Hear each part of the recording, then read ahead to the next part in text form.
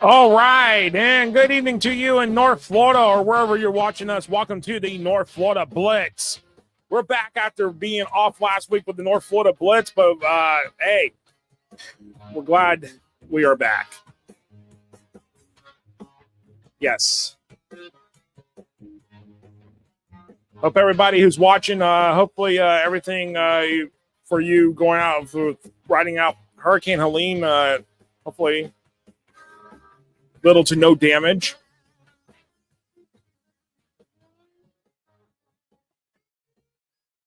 All right. Yes, Josh Wilson here at FloridaHSFootball.com. Good evening to y'all joining us here on the North Florida Blitz here going into week number 7. And I did have games that are slated for the pick 6 here that I'll talk about when we get to the pick 6 here later tonight here on the show. And I'll bring those games up. A couple of those games that I had on the list ended up getting scratched or getting moved to a different week. So, yes, as we say here, I've tried to keep up with the picks as best as I can here, and we're going to keep doing that through all the way through the state championship games here on the North Florida Blitz. Appreciate everybody joining us here. Follow us on social media. That's at Florida HS Football. Especially subscribe on YouTube. Please, please, please subscribe on YouTube. We're getting closer and closer to 1,000 subscribers, and once we hit 1,000 subscribers, we can start doing some things with YouTube that we would like to do, but we cannot do that yet. And subscribing to us on YouTube will go a long ways for us to be able to do some new things here on our Blitz shows here on FloridaHSFootball.com. With that said, we're going to roll here in a moment here, and we'll talk about everything here on the Blitz lines and stuff. But if you got a question, you got a comment, you got anything you want to share with us, hit us up in the comments box. We're going to have head coach Colin Drafts from Nice High School on the night for the interview. Head coach Drafts, he has led Nice as the head coach to 2 overtime victories in back-to-back weeks. How huge is that for the Nice Panthers? Doing all of that, 2 overtime wins, now sitting in the driver's seat in Class 6A District 3. Just beautiful what we're seeing here. What is going on with the Nice Panthers here? So let me see if I can add this, because what I want to do is let's see, make sure to get this added. Okay, so we'll do this here. Okay, we'll be able to bring this up here, hopefully, when we do this here in a moment here. And all right, yes, and I already see. Hey, I'm not sure what the emoji means, Reno, but you're gonna have to tell me. But Reno's on. He's watching. He's here. He's live. Good evening to y'all as well. So anybody that's watching, you got a comment, question, or just got thoughts you want to share, hit us up in the comment box wherever you're watching us at.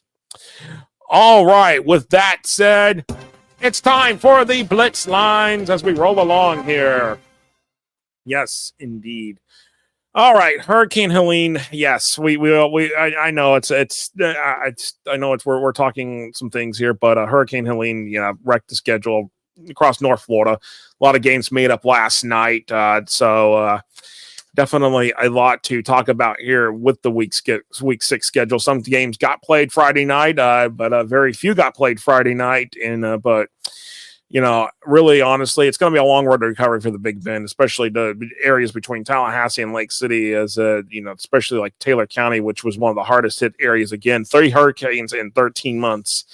It's not hard, but Coach Eli Biddy, he's the director of football operations for Taylor County High School, and he did tell me earlier, as I was asking how the school held up. They had just finished putting a new roof on the school 2 weeks ago. It held. The new press box, same story. It held. They were working on the wayside bleachers. They had just started construction on those, but they were blowing away, so they're going to have to restart on those again. But honestly, Taylor County. So with that, Taylor County, let me see if this will pull up here. Taylor County, this is the information for Taylor County High School. This is the address to send supplies. You can send it to Taylor County High School coach in care of Coach Eli Biddy. Director of Football Operations, 900 Johnson Stripling Road, Perry, Florida, 32347. That is the address to send supplies, water, Gatorade, variety snacks, chips, crackers, fruit snacks, gummies. That's what Taylor County is looking for. If you can send stuff their way, they would greatly appreciate it as they are working to recover from Hurricane Helene. Again, Taylor County, 3 hurricane landfalls in the last 13 months. And that's how it's been going here. And if you need to see the address again, just let us know, and I'll pop that up in the comments as we roll along here. All right. As we get a rolling along here, Pensacola Catholic bounces back here against District 4 Freeport. They beat Freeport 53-26 to take a lead in District 2A1. And how about this? Pensacola Catholic whooped up a whopping 13 sacks on Friday night. And Jeremiah Shelby had 4 of those sacks. Terrence Mason, 3 sacks. 5 other players at least recorded 1 sack. And Trenton Henderson returned a fumble recovery for a touchdown. Zion Hurd, an interception return for a touchdown in the victory. So, yes, Pensacola Catholic back on their winning ways right there. All right. As we roll along here, we're going to, again, as I said, we're going to have head coach Colin Drass from Nice High School join us here on the North Florida Blitz coming up here around 8:45.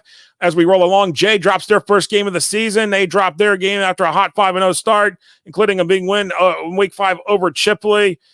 Jay, they went across the state line, a 24-17 decision against Flomaton out of Alabama. It's not a big loss, but it goes down as a quality loss for the Royals. Jay's coming off the list of teams that is unbeaten.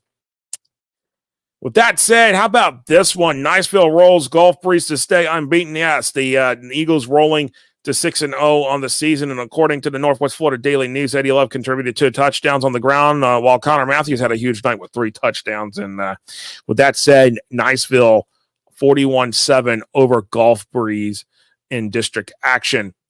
All right, Tate went backwards here. Tate now 5-1 on the season, but Navarre picks up another win here, now 2-3 on the season, and they get a 30-27 victory.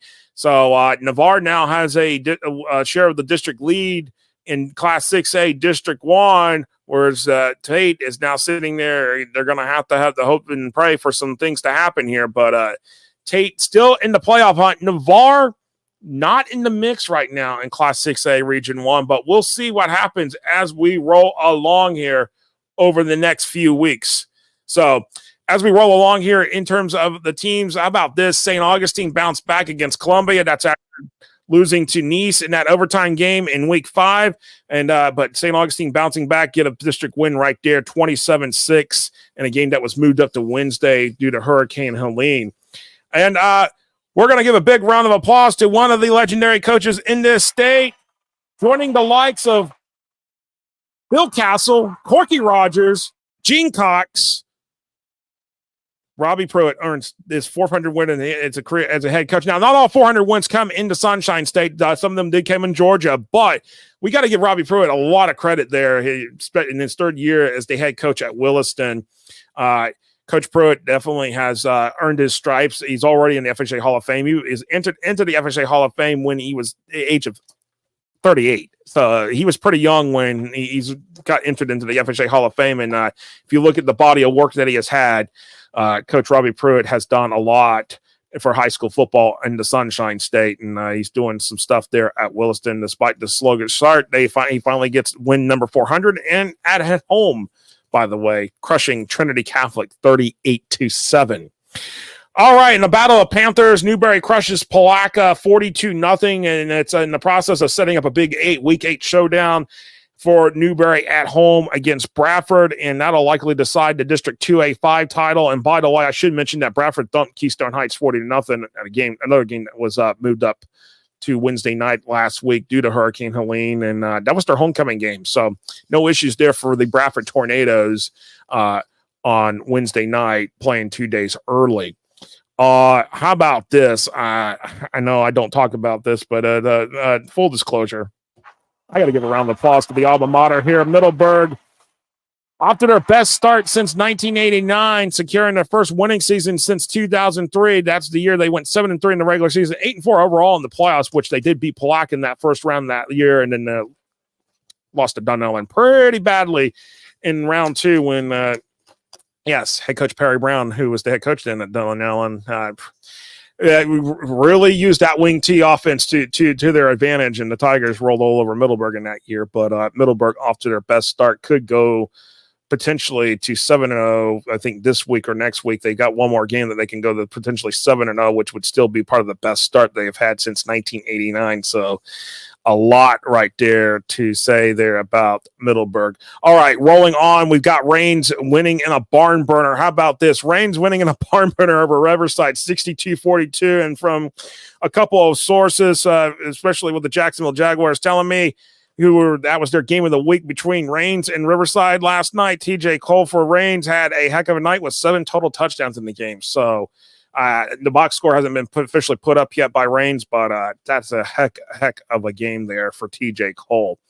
All right, and then this one. How about this? I mean, honestly, Nice, 2 weeks in a row. 2 weeks in a row, overtime. Got to give it to them. Got to give it to the Panthers here.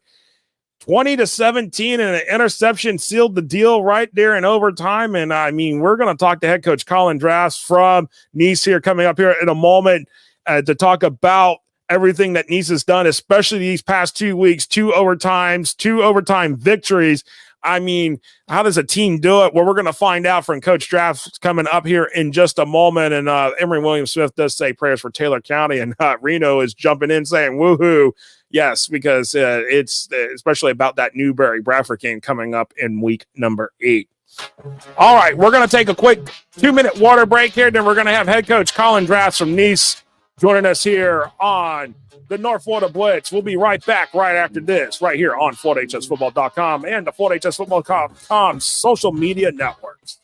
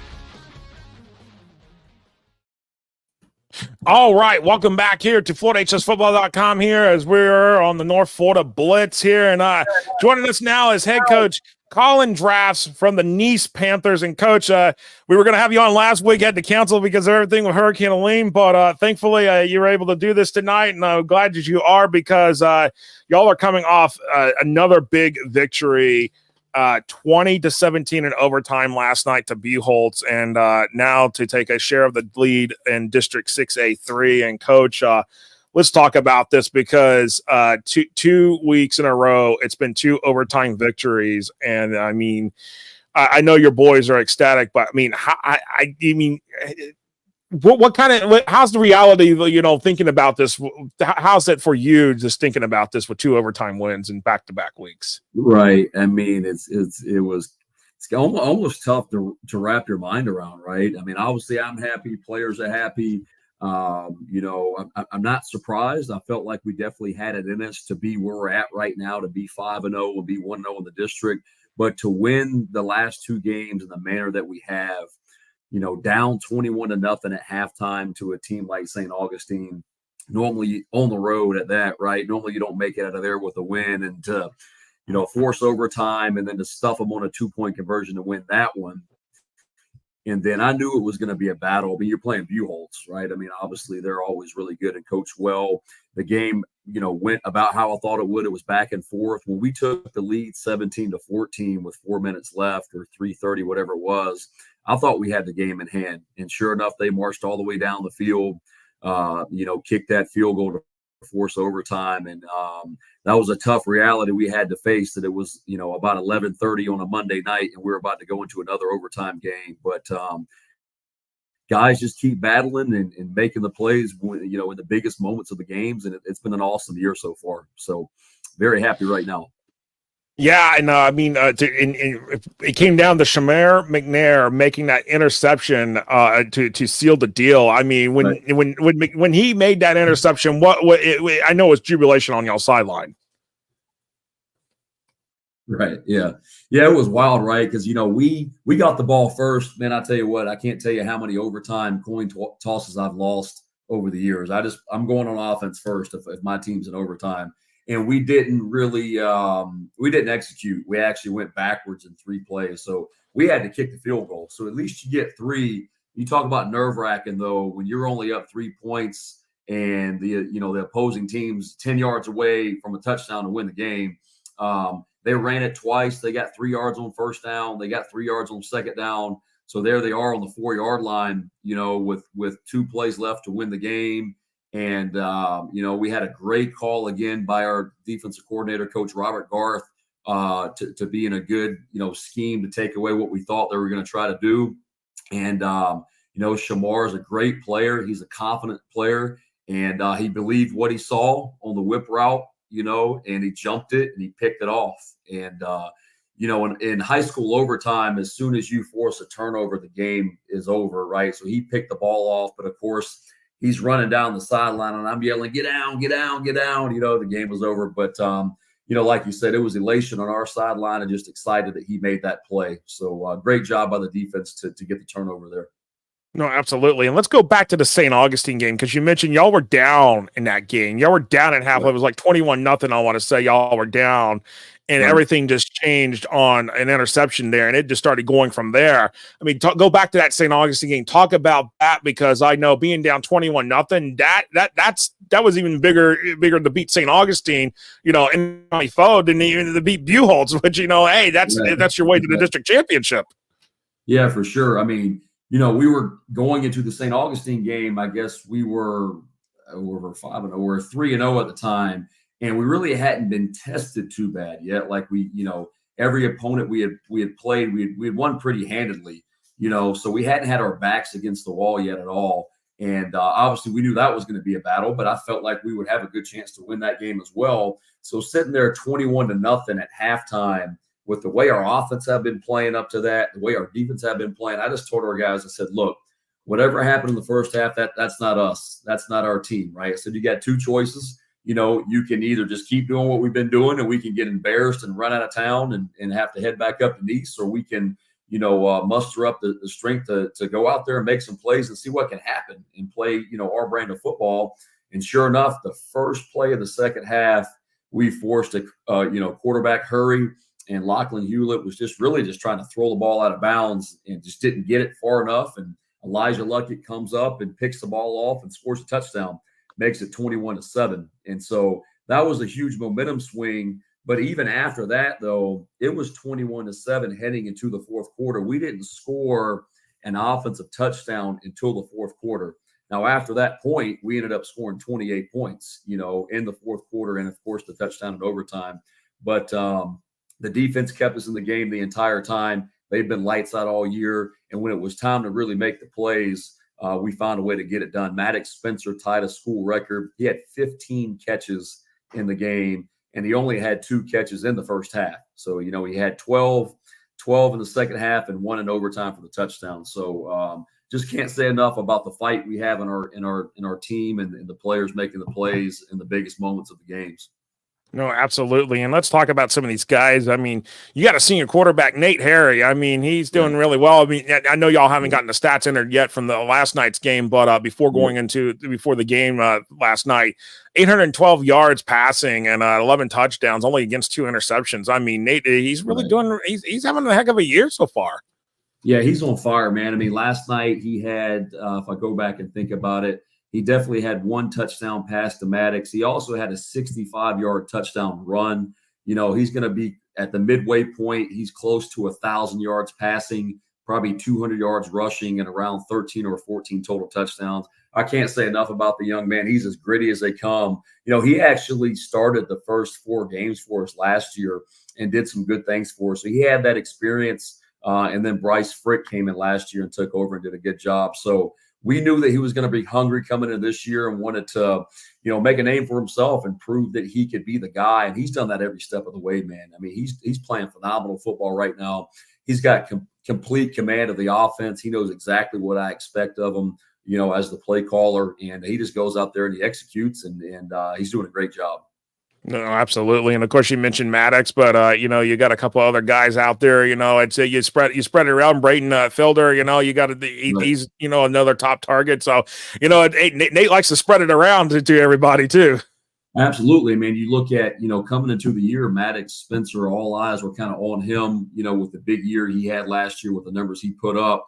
But the first 3 games, Braden Felder actually was the one that was our leading receiver. He actually didn't even play last night. He was out last night with a dislocated finger. He should be back by the Bartram game. But he's been phenomenal. He's only a junior. We talked about Maddox. Another receiver that definitely is worth mentioning too is another senior that we have. Tyler Gazinafari was a starter from last year. He doesn't have, quite the eye-popping numbers that the other guys have, but man, he's made some incredible plays, big-time catches in the St. Augustine game on a 4th and 15. He had a touchdown late in the 4th quarter, and not only that, he's our kicker and our punter, right? So the field goals that he made last night were incredible. We had one over 40 yards. We had the field goal in overtime, and he's booming the ball on his punts. He's the kickoff guy. He does it all. Jack of all trades. So just doing a great job. KJ Perry, Andrew Moses holding it down in the run game. Those are our 2 running backs. And none of it would be possible without our offensive line. We talk about it every year. We tell our entire program, our entire team, that the offensive line is the most important position in football. We've got 5 guys right now that are really playing together. And not too many people know this, but our starting left tackle is a freshman, and he is an absolute stud, doing a great job at, the most important position on the O-line probably is the left tackle, right? So all those guys are playing great. Just can't say enough, great things about them. No, absolutely. And let's talk about defense because, by the way, congratulations to you. You were the Week 5 Coach of the Week for the Jacksonville Jaguars, and Alicia Luckett, the third. He's the Player of the Week. And yes, so we definitely have we have some coordination with the Jaguars on that with the Player of the Week award. But I will say this, Coach. I mean, Alicia was a big the big person responsible to help sparking that return, that comeback against St. Augustine. But your defense, they've been playing lights out here. They've been putting up some numbers here. And I mean, talk about your defense because you can't have great offense without great defense. Yeah, for sure. I mean, they're as stingy as they come. It starts at the top with our defensive coordinator, Robert Garth. Does a phenomenal job. And not only him, we've got a great defensive staff. I mean, those guys at every position have their position groups dialed in and locked in every Friday night. I mean, they're playing great football. Obviously you had, holding Ponte Vedra to 7 points, holding Creekside to 7 points in week 2. You shut out an undefeated Fletcher team. If you look at the 35-34 score versus St. Augustine, it's really misleading, right? Because he gave up the 21 in the first half, but after that, I mean, they really shut them down and they held them on the 2-point conversion stuff to win the game. Then you have to turn around and play Buchholz. They've got weapons all over the field. And they scored 14 points in the first half, and then they only scored 3 for the rest of the game, so they're all over the field, very aggressive attacking style of defense. It starts in the middle with one of our team captains, Joe Miracle, or starting Mike linebacker. He's phenomenal. You talked about Elijah Luckett at corner doing a great job. Shamar McNair, had 2 interceptions last night, including the game-winning interception at safety. And there's just guys all around them, and they're just playing so confident right now and playing so together. Then you get a good result. And when you have that, is kind of when the magic can happen, right? So just want to see them continue to do that, and build off of that, and keep getting better. And really, for those guys, the sky's the limit. No, absolutely. And when you talk about the guys here, it's not without talking about the schedule here. And off this week, so you get a little bit of a respite here, but right. still got to keep the focus here. But after this, it's Bartram Trail, and surprisingly enough, interesting that, but when we looked at the playoff rankings earlier, Bartram Trail's nowhere to be in the playoff rankings, but that doesn't mean that Bartram Trail is not a team that you can just look past, because they're always going to be there fighting. I mean, looking at your remaining schedule, Bartram Trail, Atlantic Coast is starting to come up making some, but Coy Creek, Bartram Trail, and Beachside. I mean, your next 4 games, any one of those teams could say, hey, you know what, we got a game plan and we're going to put it on y'all.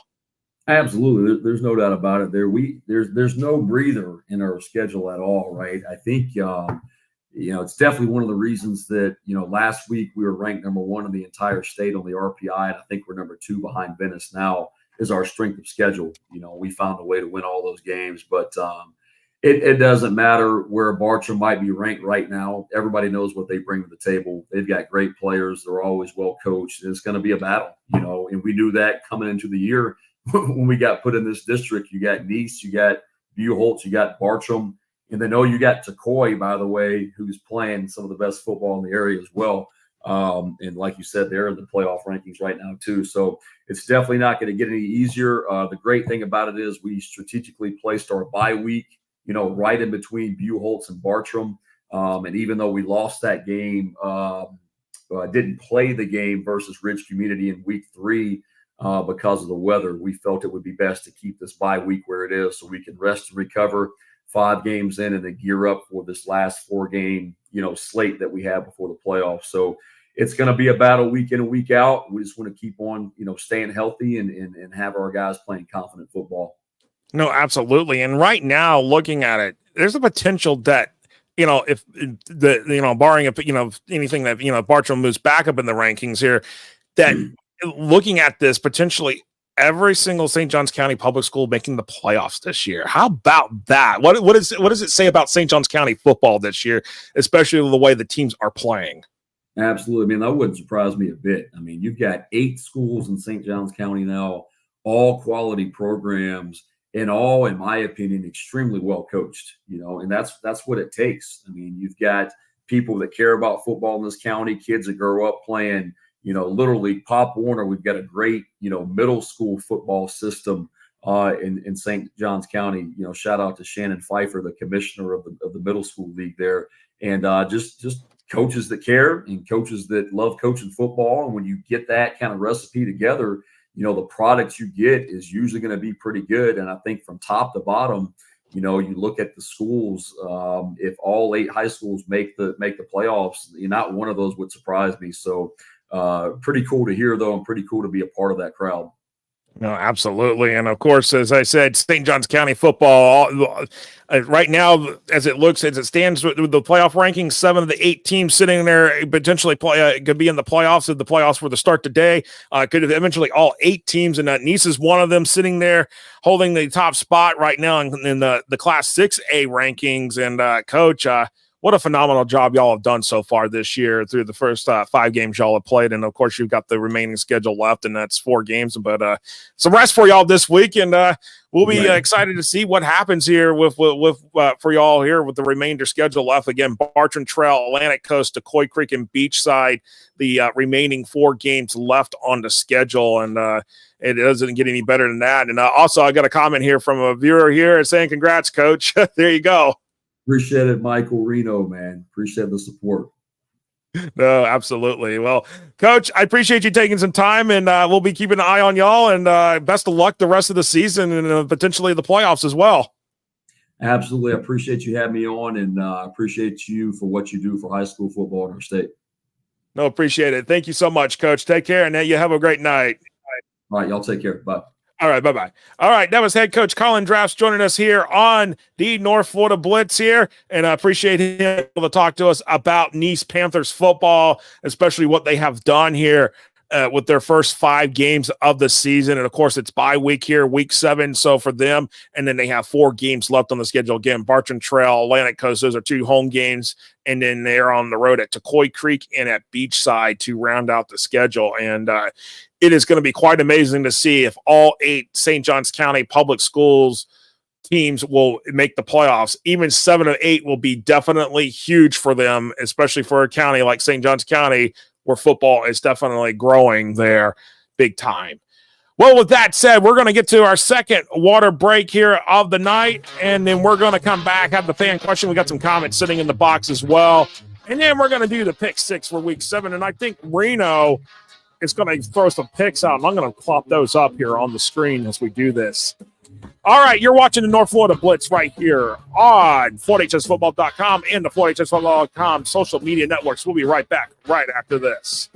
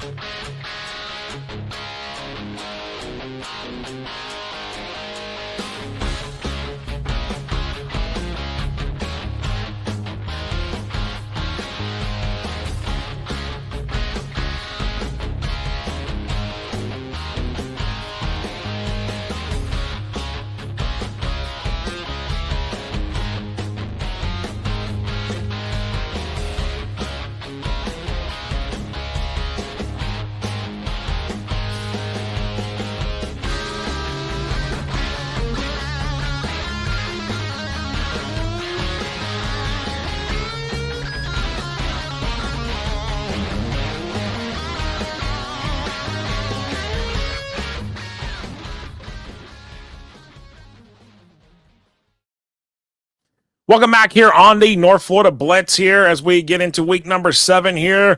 It's hard to believe that we are already at the halfway or going down the other part of the halfway of the season. We're into the second half, or as they say, we're in the third quarter now of the 2024 high school football season. And again, if you're not following us on social media, follow us at Florida HS Football, especially on YouTube. Subscribe at Florida HS Football on YouTube. All right, we do have a couple of comments here sitting here, and Jonathan Ferris says he's watching from Prattville. Gadsden County will be a tough game for Lincoln, and guess what? That will be coming up here on the Pick 6 as well, so we will be talking about that. And he's also riding the Middleburg train and drinking the Bronco Kool-Aid. So I appreciate that, Jonathan. Thank you so much for that. All right. Wow. If you got any more comments or questions, you can pop those up, or as we're doing the picks, if you want to play along with the picks, we can do that as well. And with that said, we are going to roll into our pick 6 here for week number 7. Now, before I get into this fully, I did have some games from last week that we were going to put on the pick 6. before everything kind of got upended by changes with Hurricane Helene. And with that said, the games that I had on the list for last week, I had Acela Christian at Franklin County, Rickards at Fort Walton Beach. Those two games got scratched off the accounting on the record because Rickards at Fort Walton Beach will be played tomorrow night. Acela Christian at Franklin County has been moved to October 31st. So the last four games that I had left included Barton Trail at Decoy Creek, Newberry at Palaca, Fletcher at Oakleaf, and Riverside at Rains. And the way Decoy Creek has been playing lately, I was taking Decoy Creek in that one. I wasn't so sure with what Bartram was doing. Newberry I took to beat Palaca. I was taking Oakleaf because Oakleaf started looking really good here, especially after the way they played Bowles in week 5. And Rains in Riverside. Rains was looking good. Rains now 5-0 on the season. So, I mean, kind of went a 4-0 right there on the picks here for the last week. And then the results from the picks and week number, I'm going to go back to week number 5 here. I was 4-2 in the picks, so just for the record. But overall, I'm 26-13 on the season, a .667. That is 66.7% correct here so far through 2024 here on the North Florida Blitz. All right, as we roll along here with our pick 6, we've got Cottondale at Franklin County, battle of undefeated teams here. Franklin County having a heck of a season here. And honestly, I got to give for the Seahawks. They have been playing well, but when it comes to the schedule, I mean, when it comes to the part of the schedule here, let's take a look at this here. According to the FHA rankings here, Franklin County is ranked number 9, Cottondale ranked number 7. Honestly, the strength of schedule is where it comes to me in mind, and honestly, I am going to roll with Cottondale in this game, in this one here. I just think with the strength of schedule, Cottondale has just played slightly better in terms of that strength of schedule, and that is my pick here. Let's see if Reno's got a pick for me. He says he's ready to let's go. I want my pick for Cottondale, Franklin County there. So let's see what we got here coming up here. And Reno, oh, there it is right there. He's thinking Cottondale with the defense for the win. Ooh, I like it. I like it. So Reno's going Cottondale here. I'm gonna write this down. I'm gonna track it and we're gonna take that. We're gonna take notes on this. Yes. All right. Oh, Jonathan Ferris chimes in. He says he's taking Franklin County. Ooh. Oh, he's going against the grain here. I like it. I like it, though. I like it. All right. Game number 2. Charles Jackson left us a comment here, and he was asking about this game, and he's asking, is this a trap game for the Tigers, maybe? Well, Zarephath Academy is 7-0, Union County 5-0. This potentially is a trap game for Union County, but it really comes down to it, and Charles is right. It's the Tigers' defense versus the Zarephath's high-power passing offense.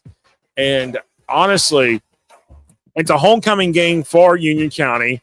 Also, by the way, I got to pull this up here because I saw this, and I want to mention this as another thing as well here for Union County, because they had one of the mills just ended up closing there. One of the sawmills closed, and that particular sawmill, they are actually going to they're going to give those laid off workers free admission, their family free admission to the game on Friday night because of the layoff. I think at the mill there in Union County came unexpectedly last week, and I got to give Union County big props there for doing that for the laid off sawmill workers and their families. So big props there, taking care of those there in their county like that. All right, so my thought is this: high-powered offense of Zarephath Academy, Union County's defense. I am rolling with Union County in this one, and here is where Reno is saying he thinks Sarasota Academy will walk away with a W. And I, you know what? You may not be wrong on this one, Reno. I really don't think you're wrong because Sarasota Academy, they do have a high-powered offense. But it's something about Union County. I just think Union County will be able to just pull it out, be able to shut down Jordan Durham in the passing game. I mean, he's got to be able to shut the Eagles down. That's all you got to do is shut that passing game down and walk away with a W. But Sarasota Academy, hey, it's a good choice. Really tough of a coin toss pick right there in terms of that game. All right, city rivalry. And coming up here in a moment here. And actually, let me go ahead and pop these comments up. Jonathan Ferris says, give me Union County in this one. And like they do, Michael Reno, yes, they do. And obviously, and Jenny is saying, I'm going Union County. They hungry. They hungry. I can't say it like that. Anyways. All right, city rivalry here between Gainesville and Buchholz. GHS was off last week, 4-1 on the season here. And Gene McKenzie, oh, wait a second. He's popping in over here. Before I can even talk about this Gainesville-Buchholz game, I got to start the music back up anyways. He says Union County has some ballers over there and they're tough, and he's still going to take Union. Hey, good evening to you, Gene. Glad to see you on here.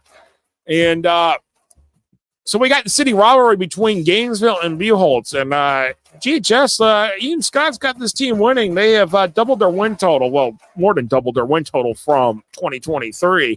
And they're at 4-1 here. Buchholz now 3-3 on the season here, and Buchholz trying to figure out what's going on here. 3 straight losses after 3 straight wins to start the season. First loss to Manatee, the second loss to Richmond Hill, and lost last night to Nice. But what better way to get things back on track than a city game against a city rival? Honestly, I think it's really this will be a much closer game than it has been in the last few years. But my thought is I'm rolling with Buchholz here, and Reno is going to go against me on this one. He is taking hurricane warning here. He has said that hurricane warnings have been issued, and so he is taking GHS. So he is taking Gainesville for the win this week in the city rivalry at Citizens Field. And Jonathan Ferris is taking Buchholz. He thinks they're going to get the bounce back of the win. Jenny is saying the same thing as Buchholz for the win. But, yes, it'll be a good fight. It will be a good fight. That game at Citizens Field, 7:30 Friday night. All right, let's roll along into our 5th game. Gaston County at Lincoln. I know Jonathan Ferris has been waiting for this one to pop up, and here it is, Jonathan. Game number 4 in our picks this week. Gaston County Jaguars, Russell Ellington doing really, really well. They got a good run game. Lincoln's defense, though, is really, really staunch. Big win over Leon last night in their district opener, District 5A 2.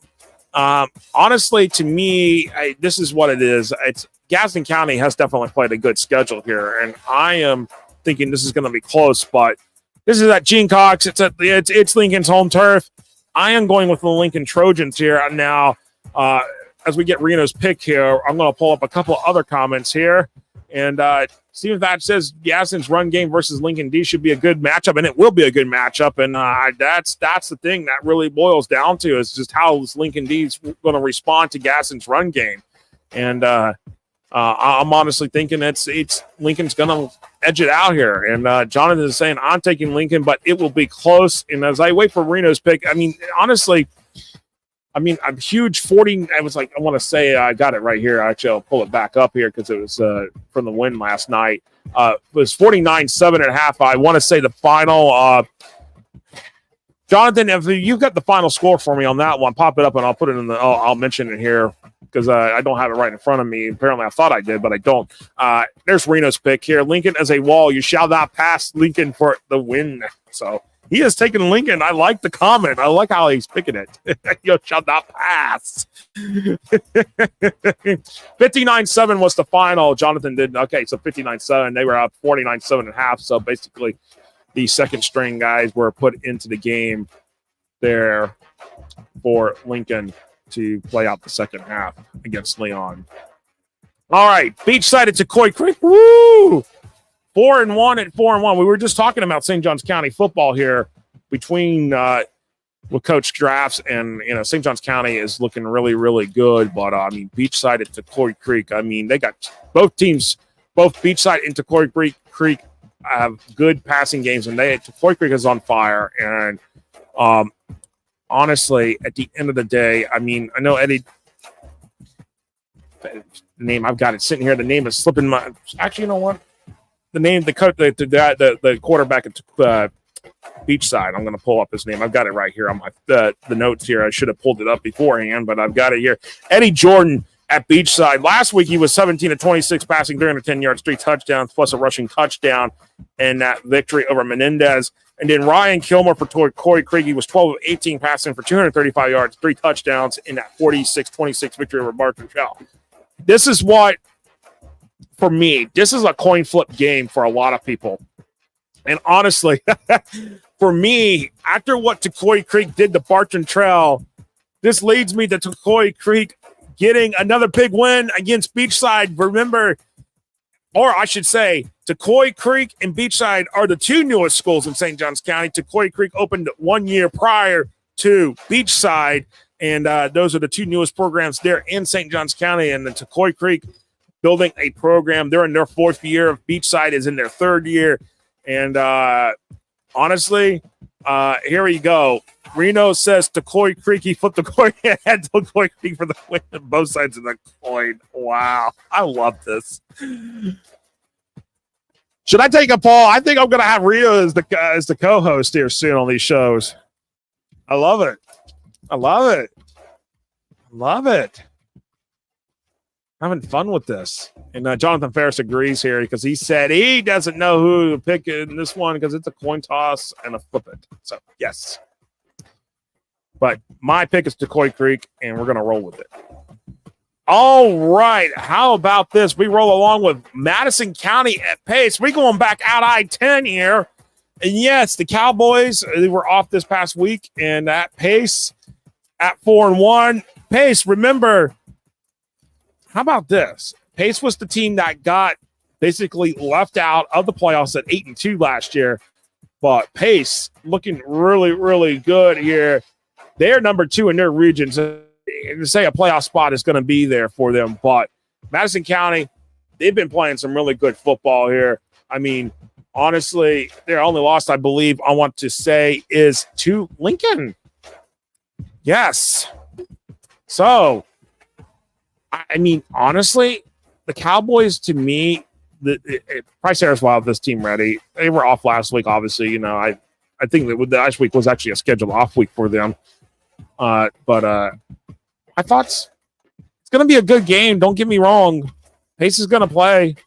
It's at home for Pace. So, yes, Madison County does have to make the bus ride out to Santa Rosa County. But end of the day, Madison County will play anywhere at any time against anybody, and I'm going with the Cowboys for the win. And Reno's saying heck yeah to the idea of co-hosting with the show, and I think that's going to be a great idea because he's fun and he knows football. And by the way, Reno played football too, so I will tell you that right now. So the experience is there. Jonathan Ferris is saying Madison County. He tells me it's a great pick, but Reno is telling me to slow my roll and go for Pace for the win. So I will write that down. And so looking at it as it says, it is 3-3. So, and yes, great atmosphere at Pace. And yes, by the way, I should say, yes, Jenny does say that Reno did play football for Newberry. So, yes, that is correct. He did play football for the Newberry Panthers. So, yes. Stephen Patch says, great atmosphere at Pace, and he loves the fireworks. And I know another place that does fireworks, too. That would be over at Bradford. But that's starting to become a little bit of a feature for some of the rural schools, some of the smaller suburban schools as well, bigger suburban schools, I should say, too. If they can put fireworks in for the atmosphere, they're going to do it. And I love it. Reno is saying, let's go Panthers. And yes, he's talking about those Newberry Panthers after that big 42-0 win over Palaca. They're back to doing really good. Oh man, Mike Reno was a bad dude on Newberry's got. Yeah. I love the comments. I love it. I very much love it. Of course, this coming week, Newberry, it's the rivalry with Santa Fe, but Santa Fe has not been doing too hot these days, and I expect a big Newberry win, honestly, on Friday night. And, of course, next week will be that big matchup with Bradford at home next week on October 11th, and that will most likely decide District 2A5. And, yes, it sounds like the Newberry crew is in the house here watching here tonight, and Jonathan Ferris says a great show tonight as always. So yes, having a lot of fun here, enjoying everybody listening and watching here on the North Florida Blitz here as we wrap up this show tonight here and we get ready for week number 7. And I appreciate everybody joining us here. And Mark Cannon says great North Florida Blitz fun show, Josh. Appreciate Mark, and we'll appreciate you watching all the shows here on FloydHSFootball.com. All right. With that said, we're going to wrap it up here for tonight on the North Florida Blitz. We'll be back to our normal schedule fully with all the shows in their proper time slots next week. And of course, plus the Drive the State show, 6 o'clock on Tuesday night, looking at the playoffs as we roll through the season here. Have a great week 7, everybody. We'll see you next week on the shows here on FloydHSFootball.com and the FloydHSFootball.com social media networks. And I appreciate you, Reno. Thank you so much as well. Thank you. All right, everybody have a great night. We'll see you next week.